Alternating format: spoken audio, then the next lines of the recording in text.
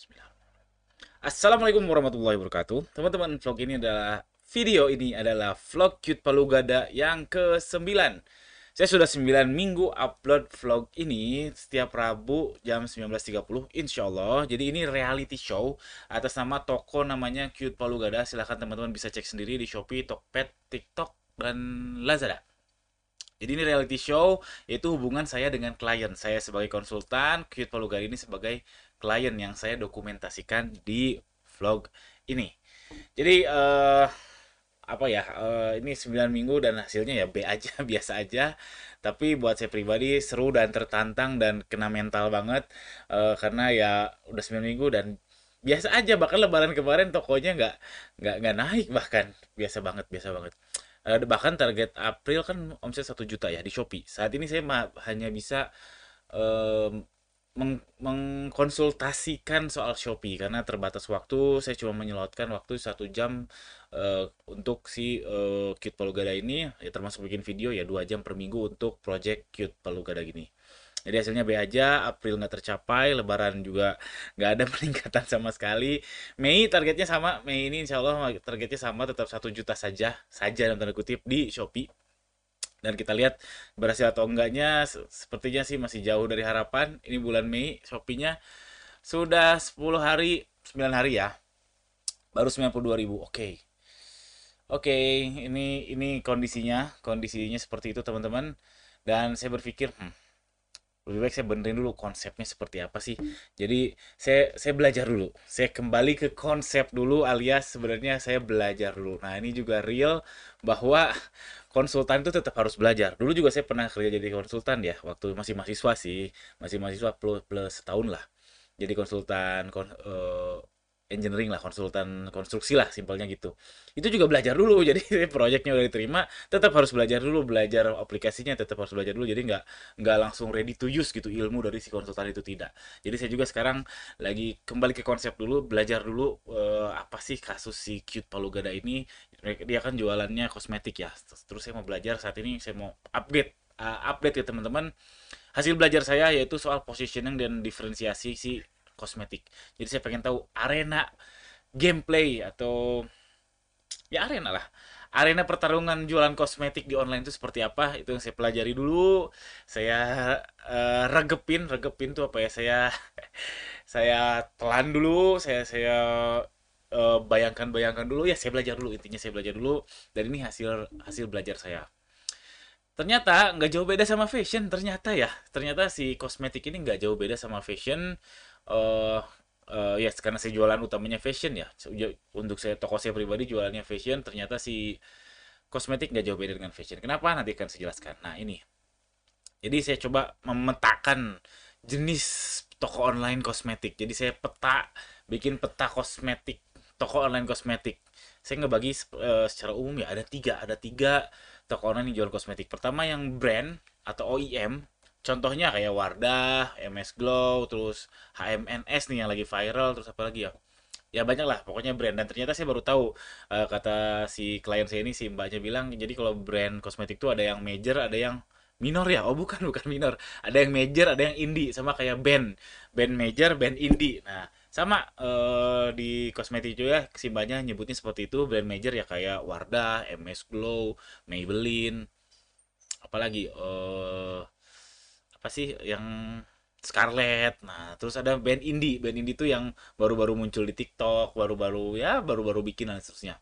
Itu brand atau OEM. Jadi OEM sama brand sebenarnya sama-sama aja bedanya. Kalau brand itu kemungkinan bikinnya by order. Jadi misalkan ada satu pabrik kosmetik, terus tulis nih saya maunya produk A B C D F G, bikinin ya, nah bikinin. Kalau OEM biasanya pabriknya sudah bikin, terus tinggal dilabelin aja atau white label.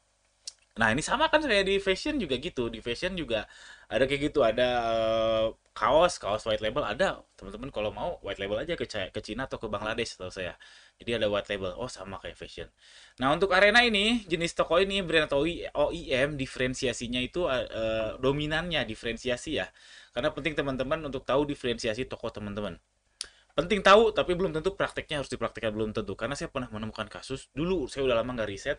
Teman-teman kemungkinan tahu ya brand Atelier Angelina.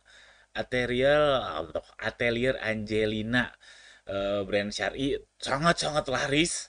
Dulu saya pernah riset, saya pernah mantau toko tersebut, ternyata saya nemuin ada satu yang ngikutin banget plek-plekan sama toko tersebut dan sama larisnya. Jadi diferensiasinya nggak ada, sama persis. Tapi sama-sama laris. Lah, ini nggak ada diferensiasi toh, kok bisa bersaing ya? Oh, berarti mungkin produknya memang lagi viral atau gimana? Saya juga jadi belum ketemu jawaban pastinya sampai sekarang. Cuman teman-teman harus tahu toko teman-teman diferensiasinya apa, prakteknya itu dipraktekkan atau tidak, atau di apa ya, itu ngaruh banget ke penjualan atau tidak itu lain soal. Cuman kalau teman-teman tahu diferensiasinya toko teman-teman, teman-teman tahu kapan ketika harus menjauh, alias oh saya nggak bisa main nih. Misalkan contoh diferensiasi toko saya kan syari anak ya. Oh saya nggak bisa main nih kalau main di toko saya pribadi ya, bukan si Cute Palu Gada ya. Saya di syari anak, jadi anak yang pakai cadar, anak yang jilbabnya panjang, mungkin teman-teman jarang lihat ya anak kecil pakai cadar ya. Itu diferensiasi toko saya. Kalau saya main di diferensiasi yang lucu gitu, anak yang lucu, oh saya kalah. Itu diferensiasi. Jadi saya nggak akan main ke anak yang lucu, lebih baik ke anak yang syari gitu. Itulah setidaknya tahu itu. Nah, untuk yang brand atau OEM ini diferensiasinya arenanya ada di kualitas sama basis massa. Basis massa itu apa ya? Loyalis-loyalis, orang yang sudah nyobain dan cocok. Nah, cocok. Cocok. Mungkin saja jangan-jangan ada brand kosmetik yang pabriknya sama-sama OEM, tapi cocoknya sama brand yang ini.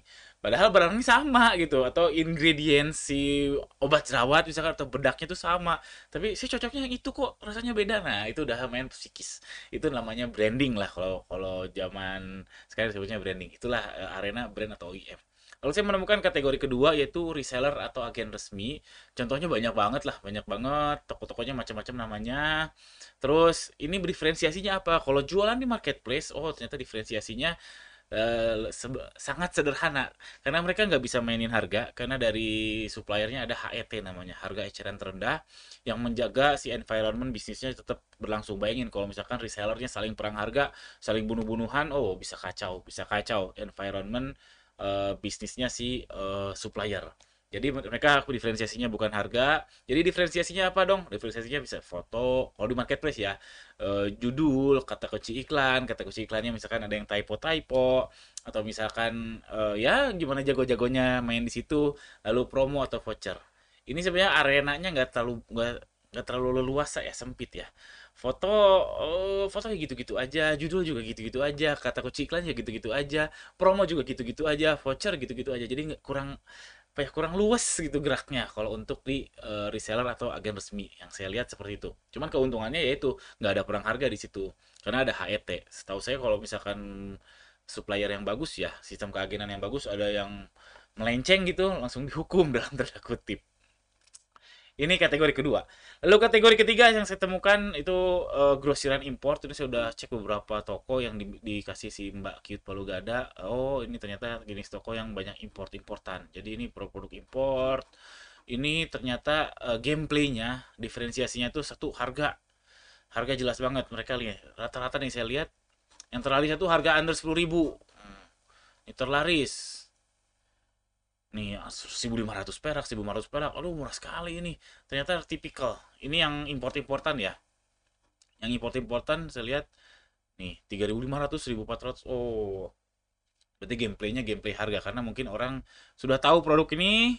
Kaci Romantic Bear mungkin ya, mungkin sudah tahu produk ini, nyari di Shopee, nggak ada diferensiasi kan, nggak bisa atur kualitas, nggak bisa atur foto mungkin ya. Ya itu aja orang udah tahu produknya itu, kualitasnya udah tahu. Ya diferensiasinya apa ya, tinggal harga. Itulah terjadi perang harga. Ya mungkin teman-teman juga sudah paham ya soal perang harga di marketplace.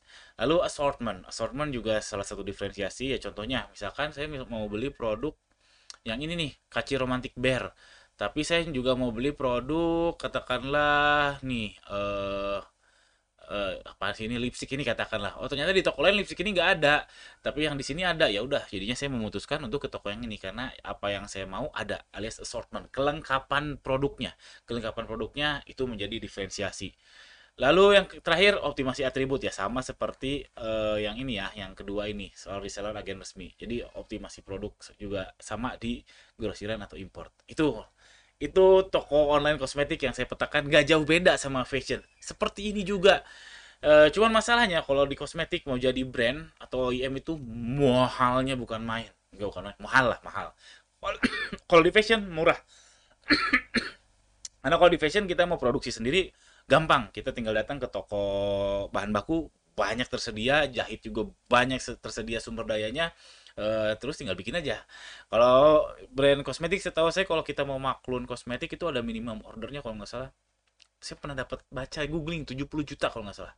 Kan lumayan banget itu 70 juta. Mending kalau laku. Kalau nggak laku 70 juta jadi apa? Masa jadi pakai bedak tiap hari kan enggak. Jadi ini peta yang saya petakan ternyata nggak jauh beda sama fashion. Harusnya karena saya sudah terbiasa fashion, harusnya saya bisa untuk ngangkat si toko Kit Palu Gada gini karena gameplaynya kurang lebih sama dengan fashion.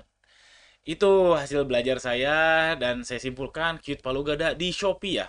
Di Shopee ya. Saya nggak bicara Facebook sama TikTok karena ya itu tadi saya bilang di awal ranah saya nggak sejauh itu. Kami waktunya terbatas. Jadi kita nggak bisa edukasi. Karena di Shopee kita nggak bisa edukasi atau branding dalam tanda kutip. Karena orang eh, sekarang ada Shopee video sih, cuman nggak semasif kalau kita misalnya mau mengedukasi di website, kita mau mengedukasi di Facebook Ads atau di YouTube, itu jauh beda. Ya, terus tidak bisa kontrol kualitas ya iyalah, karena Kids Gada sekarang produknya adalah yang ini. Oh iya, Quid Palu Gada ini arenanya sekarang main di grosiran import walaupun harganya bukan harga grosir ya alias jual produk-produk import. Jadi si Quid Palu Gada ini nggak bisa kontrol kualitas jelas nggak bisa ngedukasi karena ini saya sempitkan konteksnya adalah Shopee, nggak bisa nyetok banyak karena nggak bisa assortment yang banyak banget karena terbatas modal juga sih mbaknya. Lalu iklan banyak juga nggak bisa karena terbatas modal juga sama. Itu yang nggak bisa. Lalu bisanya apa dong? Jadi arenanya cukup sempit karena keterbatasan modal tadi. Bisanya optimasi atribut, bisanya mainin harga tapi rugi.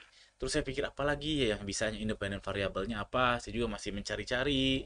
eh ya apa? Intinya saya mau mencari yang bisa alias independent variable yang memungkinkan diulik-ulik supaya jadi solusi si toko Cute Palu Gada. Jadi solusinya apa dong? Gak tahu, jujur saya nggak tahu karena saya juga masih belajar. Tapi setidaknya saya sudah berhasil mendefine masalah, di mana orang orang bilang gitu, pepatah berkata, kalau kita berhasil mendefine masalah itu setidaknya sudah 50% solusi. Jadi saya sudah memetakan, oh saya sudah kebayang gameplaynya atau arenanya kosmetik ini. Yang jujur ini saya berterima kasih banget gara-gara si Cute Palu Gada ini saya jadi tahu gameplaynya. Dan memang karena saya memilih Cute Palu Gada ini karena saya ada rencana ke depannya untuk jualan kosmetik juga. Toko sendiri ya, toko sendiri. Ya dengan ini saya dapat belajar, ya harapannya nanti kalau saya udah mulai yang punya sendiri, jadi lebih cepat harapannya gitu. Oke, itu aja.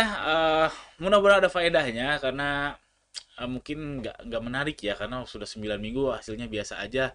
Lah gimana nih si Kang Gani ini nggak bisa jadi konsultan? Ya iyalah. Kalau saya udah jago banget, mas saya nggak akan bikin YouTube teman-teman. Ya saya udah kaya raya ngapain capek-capek bikin YouTube, nerima endorse terus ya nggak akan capek-capek kayak gitu. Oke.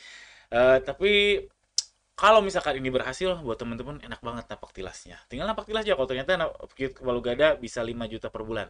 Kalau 5 juta per bulan saya masih optimis lah, tapi kalau udah 100 juta per bulan agak susah karena saya pun cuma berhasil satu kali ya. Maksudnya cuma satu toko saya yang berhasil melewati itu sampai sekarang. Selebihnya saya bikin toko lagi nggak pernah melewati 100 juta per bulan. Tapi ada satu toko yang berhasil sampai sekarang ya alhamdulillah. Oke, itu aja. Jangan lupa subscribe. Oh, sudah 14 menit. Thank you banget, serius. Thank you banget yang sudah nonton sampai akhir. Jujur tadinya saya mau bikin video itu cuma 10 menit, cuma karena keasikan, keseruan jadinya sampai 14 menit. Thank you banget. Assalamualaikum warahmatullahi wabarakatuh.